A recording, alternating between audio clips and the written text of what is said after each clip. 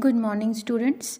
Today we are going to do next part of alkanes, which is chemical properties of alkanes, and this is a topic of BSc part first. And we have already done some topics like alkanes introduction and alkanes isomerism and alkanes uh, preparation methods, and now we are going to do chemical properties of alkanes. Okay, so first is halogenation, which is very popular reaction, or and alkenes react with halogen by replacing hydrogen atom from halogen. Okay, so वैसे तो हम देखते हैं कि alkanes जो हैं वो बहुत ही कम रिएक्टिव मॉलिक्यूल्स होते हैं, बहुत ही कम रिएक्टिव कंपाउंड्स हैं अल्केन्स जो हैं, और इसलिए कम रिएक्टिव हैं because they are hydrocarbons and hydrocarbons saturated hydrocarbons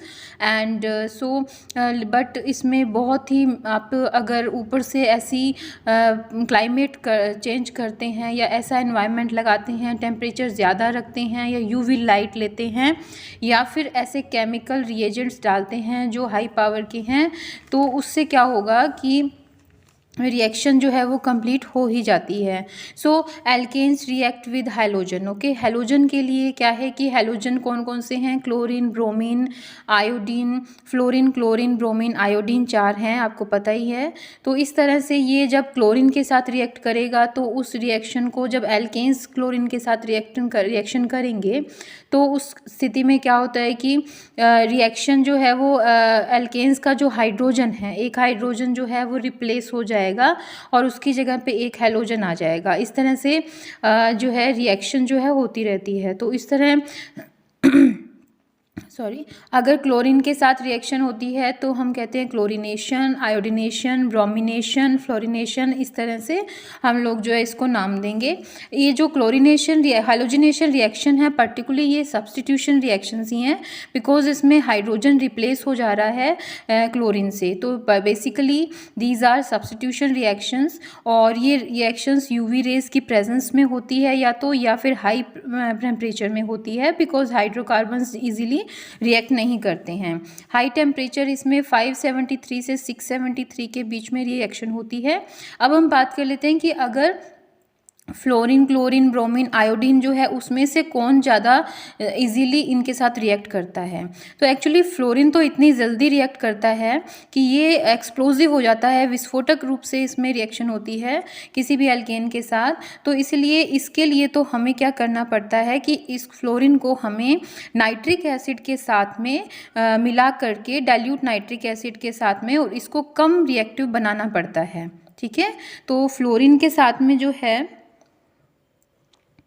reaction हो रही है यहाँ पे, और इसके बाद क्लोरीन है, ब्रोमीन है और आयोडीन है. सो तो यहाँ पर जो है एक चीज़ और है कि क्लोरीन है अगर या ब्रोमीन है, ये दोनों जो हैं वो ठीक ठाक रिएक्शन कर लेते हैं एल्केन से, और इसमें सिंपल यूवी रेज से आप करवा सकते हो या फिर हाई लेवल जो मैंने टेम्परेचर कहा है वो उसमें लगा सकते हो. इसमें क्या है, आयोडीन के साथ जब रिएक्शन होती है, वैसे तो आयोडीन कम रिएक्टिव है एल्केन के लिए, बट इसमें रिएक्शन जो है वो रिवर्सिबल रिएक्शन होगी. पहले तो जो उसका डिस्कशन हम आगे करेंगे कि ये कैसी रिएक्शन है, तो जो HI से रिएक्शन है उसके बारे में हम बात करेंगे. अब बात आती है हमारे पास सबसे पहले क्लोरीनेशन की. क्लोरीनेशन क्या होता है? क्लोरीनेशन जो है, जैसे आपने सबसे पहले सबसे छोटा मीथेन ले लिया, मीथेन के साथ में हमने क्लोरीन की रिएक्शन करवाई यूवी की प्रेजेंस में, जैसा कि हमने पहले बताया.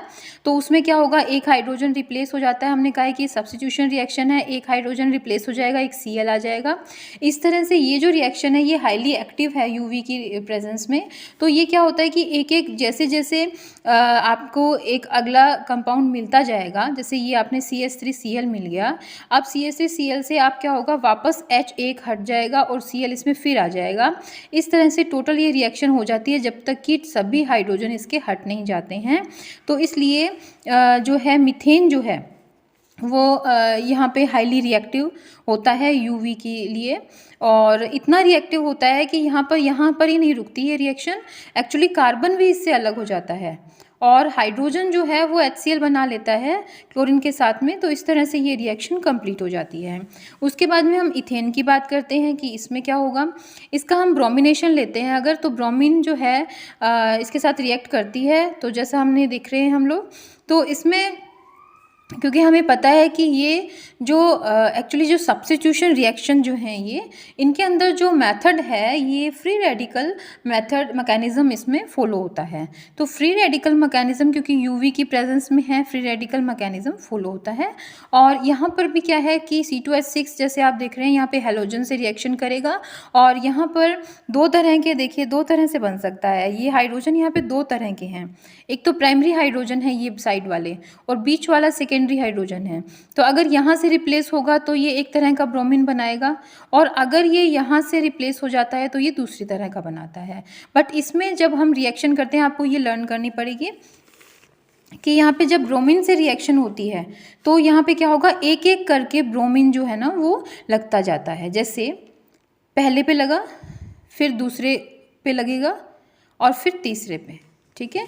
तो यहाँ पर ये रिएक्शन आपको थोड़ा लर्न करनी पड़ेगी कि यहाँ पर जो रिएक्शन होती है वो इस तरह से नहीं है कि एक एक हटता जाएगा। इसमें एक एक 1 बाय 1 सभी कार्बन से एक एक हाइड्रोजन हट रहा है, जिससे कि हमें एक 1 2 3 जो है प्रोपेन बन रहा है, ठीक है। तो यहाँ पर जो है इस तरह से रिएक्शन हो जाएगी, ठीक है। अब आगे चलते हैं।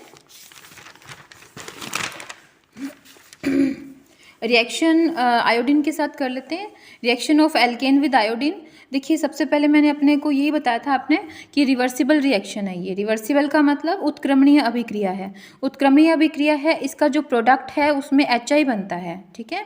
और जो ये HI है ये क्या करता है, जो आइडो एल्केन्स बनते हैं उनको कम कर देता है, ठीक है। So reaction will go through in through presence of oxidiser. तो हमें एक ऑक्सीडाइजर की ज़रूरत पड़ती है, जिससे कि हम क्या करें कि इस HI जो बना हुआ है, क्योंकि ये हमारे बने हुए प्रोडक्ट आइडो एल्केन्स यानी हेलो एल्केन बनाना है हमें, तो बना हुआ है उसको कम कर रहा है। तो इसको हम क्या करते हैं, HiO3 से रिएक्ट करवा देते हैं, ठीक है। तो अब इसमें क्या होगा कि इससे क्या होगा कि ये रिएक्शन होने के बाद में क्या होगा, आयोडीन और वाटर बनेगा, जिससे कि यहाँ पर जो है आयोडीन बन जाएगी। तो फिर HI रहेगा नहीं, इसीलिए फिर हमारा जो आइडो एल्केन है वो प्रॉपर हमें मिल जाएगा। जैसे इसमें मीथेन से रिएक्शन करवा रहे हैं, आयोडीन मिल रहा है, लेकिन ये रिवर्सिबल रिएक्शन भी है। और इसमें क्या होगा कि वापस जो है रिवर्सिबल ये है, इससे HI से रिएक्शन करके वापस कर सकता है। बट अगर HiO3 मिला दिया है तो फिर हम क्या करेंगे कि ये क्या करेगा कि HI को जो है रिएक्ट करके आयोडीन बना देगा। तो एल्केन की मात्रा, जो हेलो एल्केन है उसकी मात्रा बढ़ जाएगी कंपैरेटिवली। उसके बाद में हम देखते हैं कि जो हमारे एल्केन्स हैं उनकी भी एक हमें पता है कि उनकी भी रिएक्टिविटी जो है टर्शरी हाइड्रोजन जो होगा, यानी टर्शरी एल्केन का जो हाइड्रोजन है वो टर्शरी हाइड्रोजन होगा। टर्शरी एल्केन्स, सेकेंडरी एल्केन्स और प्राइमरी एल्केन्स। तो इसी तरह से टर्शरी हाइड्रोजन, सेकेंडरी हाइड्रोजन और प्राइमरी हैलोजन की जो रिएक्टिविटी है वो इस तरह से है। मतलब हमने जो हैलोजन की रिएक्टिविटी है वो भी देख ली और एल्केन्स की रिएक्टिविटी भी देख ली, ठीक है। तो इस तरह से ये रिएक्शन होती है। मैकेनिज्म ऑफ हाइलोजनेशन जो है वो है फ्री रेडिकल मैकेनिज्म, ठीक है।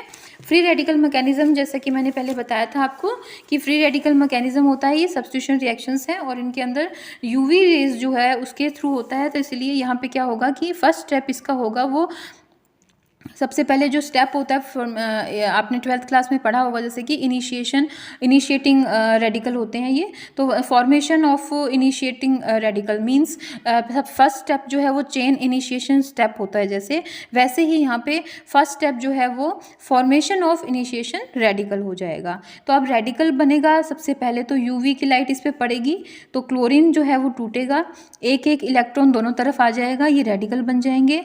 अब सेकेंड स्टेप जो है वो चेन प्रोपागेशन स्टेप है। तो अब रेडिकल हमारे पास जो है Cl भी है और जो है दोनों Cl हैं। तो अब इसमें मीथेन के ऊपर जो है ये रिएक्शन करेगा। मीथेन के ऊपर जब क्लोरीन रेडिकल रिएक्ट करेगा तो H जो है वो सब्स्टिट्यूट हो जाएगा, तो यहाँ पर भी एक रेडिकल मिथाइल रेडिकल रह जाएगा।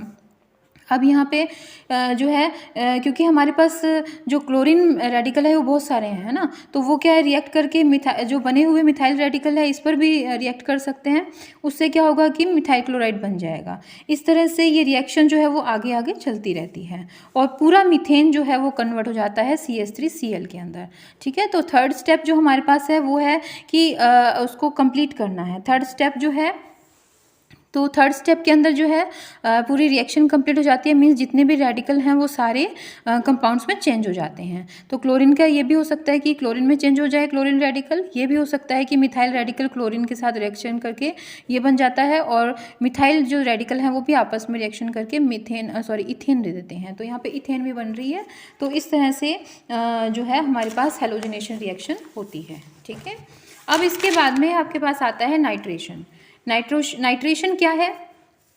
नाइट्रेशन का मतलब जैसे आप समझते हैं नाइट्रिक एसिड है, तो नाइट्रिक एसिड है तो मीन्स HNO3 से रिएक्शन होगी। तो एल्केन्स जो हैं यहाँ पे प्रॉपर रिएक्शन अगर याद करनी हो आपको तो ये लिख सकते हो आप कि एल्केन है, इनकी वेपर जो वेपर या कंसनट्रेटेड बोल सकते हैं इसको, तो वेपराइज्ड फॉर्म जो उसकी होती है HNO3 की, उससे रिएक्शन होगी। और जो टेम्परेचर आपको पता ही है कि एल्केन्स के अंदर हाई टेम्परेचर रहता है, तो 677 से 773 केल्विन तक जो टेम्परेचर है वो हम देंगे इसको। और हाई टेम्परेचर के बीच में जो है हमारे पास नाइट्रो एल्केन बनेगा। नाइट्रो एल्केन का मतलब यही है कि हाइड्रोजन रिप्लेस हो जाएगा और NO2 बनेगा। अब इसमें वही है कि 3 तरह के बन सकते हैं, जैसे ब्रोमीन में हमने किया था, ब्रोमिनेशन हुआ था तो 1 1 1 तीनों में एक एक हुआ था, बट HNO3 में डिफरेंट है। यहाँ पर जो है 3 तरह के आपके पास लगभग 3 तरह के ही आपके पास नाइट्रो एल्केन बनेंगे। तो नाइट्रो एल्केन में देखिए ये हो सकता है कि यहाँ पे लग जाए, ठीक है, प्राइमरी पे।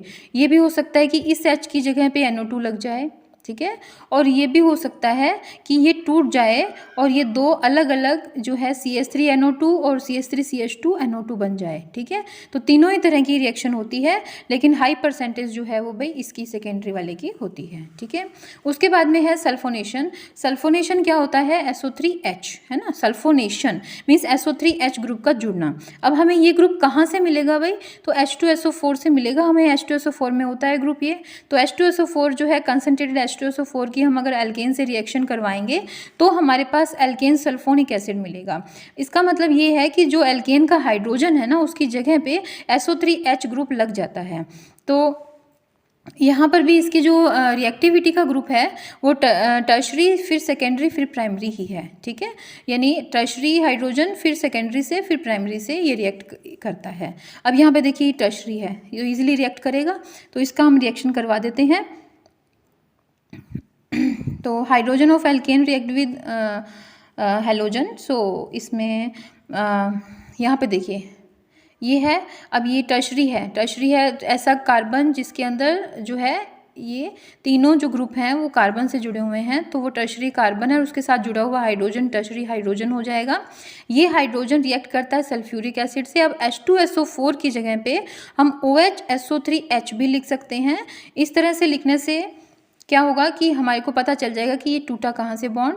तो यहाँ पे SO3H ग्रुप ही जोड़ना है हमें, तो SO3H हाइड्रोजन की जगह पे जुड़ जाता है और इस तरह से हमारा प्रोडक्ट हमें मिल जाता है। इस तरह से कुछ रिएक्शंस जो हैं हमने कर ली हैं। अब एक कुछ इस तरह की रिएक्शन है, जैसे कोई ग्रुप ऐड हो रहा है, एडिशन ऑफ मिथाइलिन ग्रुप। तो मिथाइल ग्रुप जो है वो अंदर इनकलकेट हो जाता है, मीन्स इनकॉर्पोरेशन हो जाता है, उसका अंदर चला जाता है। CH2 ग्रुप उस ग्रुप के अंदर जुड़ जाता है एल्केन्स के अंदर। तो कैसे जुड़ेगा? तो देखिए इसमें एक कंपाउंड है, उसको कहते हैं कीटीन। ओके, कीटीन क्या होता है? CH2 double bond C double bond O। Okay, ये कीटीन है और कीटीन जो है उसका जो CH2 ग्रुप है उसके अंदर ये देखिए ये वाला ग्रुप जो है ये जुड़ जाएगा। ठीक है, तो इस तरह से हमारे पास जो है CH2 ये जो ग्रुप है वो जुड़ जाएगा। उसके बाद में है रीड रिएक्शन। रीड रिएक्शन क्या होती है? रीड रिएक्शन या कहेंगे आप क्लोरोसल्फोनेशन जिसे बोल सकते हैं, सल्फोनिल क्लोराइड SO2Cl जुड़ जाता है इसमें। तो ये जो रिएक्शन है इसको रीड रिएक्शन कहते हैं। इसमें क्या होगा? मीथेन होगा सॉरी इथेन है जैसे, तो इसमें SO2 और Cl2 ग्रुप जो है वो आपस में जुड़ जाएंगे और SO2 Cl ग्रुप जो है वो जुड़ जाएगा H की जगह पे, तो यहाँ पे सल्फोनिल क्लोराइड बन जाएगा, तो यहाँ पर जुड़ जाएगा, तो क्लोरोसल्फोनेशन इसको बोलते हैं। तो इस तरह से ये रिएक्शन है। उसके बाद में है पायरोलाइसिस। पायरोलाइसिस क्या होता है? पायरोलाइसिस का मतलब होता है कि एक तरह से पायरोलाइसिस का मतलब होता है अपघटन, ताप अपघटन। ठीक है, ताप अपघटन का मतलब कि कोई भी चीज़ है वो टूट गई, ठीक है, उसको बोलते हैं पायरोलाइसिस। तो पायरोलाइसिस जो है, पायरो का मतलब होता है फायर, पायरो का मतलब होता है फायर, और लाइसिस का मतलब होता है डिकम्पोजिशन या ब्रेकिंग। ठीक है, यानी हाई टेम्परेचर पर एल्केन्स का डिकम्पोजिशन हो जाता है और वो अपने ही एल्कीन्स में और छोटे जो प्रोडक्ट्स हैं उसमें चेंज हो जाती है। जैसे पायरोलाइसिस में जैसे प्रोपेन का किया आपने, प्रोपेन का किया तो वो क्या होगा कि एक हाइड्रोजन यहाँ से निकलेगा और ये H2 निकलने के बाद में क्या बनेगा? प्रोपीन बन जाती है, यानी खुद ही टूट जाता है अपने उसमें, और ये मीथेन बन जाती है और हाइड्रोजन बन जाता है, यानी मीथेन भी इसका छोटा ही हो गया। तो इस तरह से आपके पास जो है पायरोलाइसिस एक रिएक्शन है। पायरोलाइसिस रिएक्शन लिखी हुई आए तो आप लिखेंगे कि इसमें तापीय अपघटन हो जाता है। ठीक है, अब पायरोलाइसिस जो है उसमें इसका जो हम आगे डिटेल थोड़ा पढ़ें अगर, तो फ्री रेडिकल मैकेनिज्म है। फ्री रेडिकल मैकेनिज्म मतलब चेन इनिशिएशन स्टेप है। सबसे पहले तो फ्री रेडिकल मैकेनिज्म आपने पहले मुक्त मूलक क्रियाविधि जो है वो पढ़ी होगी, तो ये सबसे पहला जो स्टेप है इसका पायरोलाइसिस का वो है सबसे पहले chain initiation step. Chain initiation step का मतलब है सबसे पहले रेडिकल बनेगा। रेडिकल किसकी प्रेजेंस में बनेगा? हमें पता है पायरोलाइसिस है मतलब टेम्परेचर की प्रेजेंस में बनेगा। टेम्परेचर आपको यहाँ पे यूवी नहीं डालनी, यहाँ पे टेम्परेचर है, तो यहाँ पे टेम्परेचर लिख लिया हाई टेम्परेचर। हाई टेम्परेचर पर रेडिकल बन जाएंगे। अब कैसे रेडिकल बन सकते हैं? ये ऐसे भी टूट सकता है, एक इस तरह से भी टूट सकता है, और ये 3 पार्ट में वैसे भी टूट सकता है। तो जितने प्रकार के जो रेडिकल बन सकते हैं ये बन चुके हैं। अब इसके बाद चेन प्रोपागेशन स्टेप है, तो ये रेडिकल जो है वो रिएक्ट करेंगे एल्केन से दूसरे पार्ट से, तो एल्केन से ही रिएक्ट कर लेंगे ये। तो इसका जो एक पार्ट है, मान लिया CH3 CH2 रेडिकल है, इसने रिएक्ट कर लिया, तो ये क्या बनाएगा? 2 तरह के जो है बना सकता है। तो पहला जो है वो है कि या तो ये CH3 CH3 बन जाए, ठीक है, ये हाइड्रोजन यहाँ ये वाला जो हाइड्रोजन है इधर आ जाए, और फिर ये जो बचा हुआ रेडिकल है ये बन जाए। ठीक है, ये भी हो सकता है कि CH3 CH3 बने और बचा हुआ रेडिकल जो है वो ये वाला ना बने। ठीक है, इस वाला रेडिकल नहीं बने, बल्कि बीच वाला जो रेडिकल है सेकेंडरी वाला वो बन जाए। ठीक है, तो इस तरह से ये स्टेप्स होंगे, और उसके बाद में चेन एंडिंग स्टेप होगा जिसके अंदर जो है दोनों रेडिकल मिलकर के इथेन बनाएंगे और प्रोपेन भी बना सकते हैं। तो इस तरह से हमारे पास जो है ये रिएक्शन होती है। और इसमें क्या है, देखिए ध्यान से देखिए कि इसमें जो प्रोपागेशन स्टेप है वो मेन होता है यहाँ पे। तो प्रोपागेशन स्टेप के अंदर देखिए 2 तरह से बन रहे हैं यहाँ पे, तो 2 तरह के, जैसे प्रोपीन बन गया अब यहाँ पे, है ना, तो ये प्रोपीन जो है वो बन सकता है आगे, तो हमारा मेन प्रोडक्ट यही है, तो ये प्रोपीन बन जाएगा। ठीक है, इसके आगे हम लोग देखते हैं डिहाइड्रोजनेशन। सो डिहाइड्रोजनेशन क्या है? डिहाइड्रोजनेशन या विहाइड्रोजनीकरण। विहाइड्रोजनीकरण अभिक्रिया जो होती है वो क्या है? मोलिब्डेनम या कोई उत्प्रेरक की उपस्थिति में ये अभिक्रिया होती है। आपको पता है कि मोलिब्डेनम वगैरह जो हैं, या वेनेडियम है, टाइटेनियम है, सिलीनियम है, ये इनके जो ऑक्साइड होते हैं वो अच्छे उत्प्रेरक होते हैं, और एल्यूमिनियम और एल्यूमिना और मैग्नीशिया की प्रेजेंस में ये रिएक्शन होती है। तो जो है इसमें टेम्परेचर हाई टेम्परेचर चाहिए, और विहाइड्रोजनीकरण का मतलब होता है हाइड्रोजन का निकलना।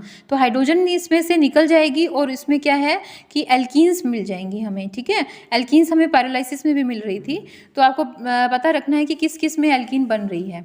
उसके बाद में क्या है कि नंबर ऑफ कार्बन जो अगर 6 हैं, तो यही वाली रिएक्शन जो है ना उसको एरोमेटाइजेशन या फिर एरोमेटिकरण या हाइड्रोफॉर्मिंग अभिक्रिया कहते हैं इसको, या कैटालिटिक रीफॉर्मिंग, या उत्प्रेरक पुनर्संस्कार ऐसे कुछ बोलते हैं इसको, पुनः संस्कार, उत्प्रेरकीय पुनः संस्कार और पुनरुत्पादन। ठीक है, ये भी बोल सकते हैं, तो एरोमेटाइजेशन या एरोमेटिकरण बोलते हैं। तो इसमें क्या है कि जो रिएक्शन है उसमें हो रही है, देखिए इसमें 1 2 3 4 5 6 है, तो 6 या 6 से ज़्यादा है ना, कार्बन हो तो क्या होगा, देखिए आप हाइड्रोजन यहाँ से हटाइए तो क्या होगा, बॉन्ड बन जाएगा, और ये बॉन्ड जो है वो कैटालिस्ट की प्रेजेंस में बन रहा है, और यहाँ पे बेंजीन बन रही है, यानी बेंजीन बन रही है मतलब एरोमेटिक यौगिक बन रहा है, इसीलिए हम इसको कहते हैं एरोमेटाइजेशन। तो एल्कीन जो हैं वो अगर उनकी उत्प्रेरक की उपस्थिति में विहाइड्रोजनीकरण कर दिया जाए स्पेसिफिक उत्प्रेरकों की उपस्थिति में और ताप की उपस्थिति में, तो हमारे पास क्या मिलता है, हमें एल्कीन्स भी मिल सकती हैं या, ठीक है, और इसके अलावा हमें एरोमेटिक यौगिक भी मिलते हैं, ठीक है। तो नेक्स्ट कुछ रह गया है हमारा इसमें टॉपिक, तो वो हम नेक्स्ट वीडियो में करेंगे। Thank you.